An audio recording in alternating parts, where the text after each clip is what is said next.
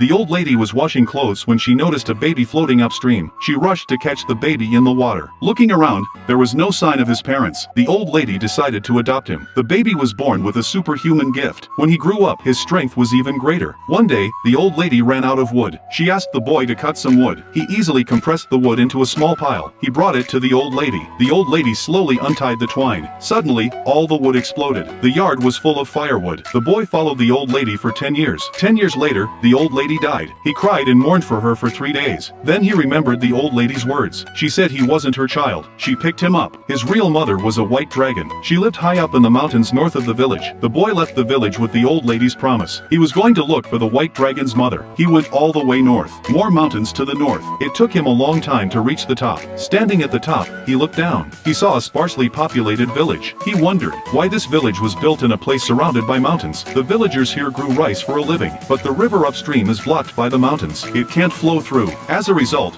their crops are almost non-existent. The villagers didn't have enough to eat. He also remembered the old lady who took him to the farm. The boy decided to solve the village's drinking water problem. He quickly ran to the upstream area. He called out to the lake for the white dragon. After 3 consecutive shouts, the lake stirred. A huge column of water rose up in the air. Then a woman in white appeared on the lake. As the boy stared in amazement, she stepped on the water and came. The woman recognized the boy as her child. The boy also knew that this was his white dragon mother. Tears slipped from the corners of his eyes. After more than 20 years, he finally met his mother. A short silence is worth 1,000 words. The woman jumped into the lake and turned into a dragon. She appeared before the boy. It turns out she's not a white dragon, but a green dragon. This dragon knew he wanted to move the mountain, to divert the river downstream. It lowered its body and slowly approached its son. She gestured for him to sit on her back. The boy rode on top of his mother's head. The dragon took him high into the sky, toward the mountain. They found the mountain that was blocking the flow of water. The dragon aims and smashes it. Its body smashed into the mountain, cracking it. And then she starts a second time. A third impact. The broken rocks begin to tumble. The sky is also raining heavily. The dragon hit the mountain again. The mountain began to tremble. It was soon shattered. The water upstream was released to irrigate the fields.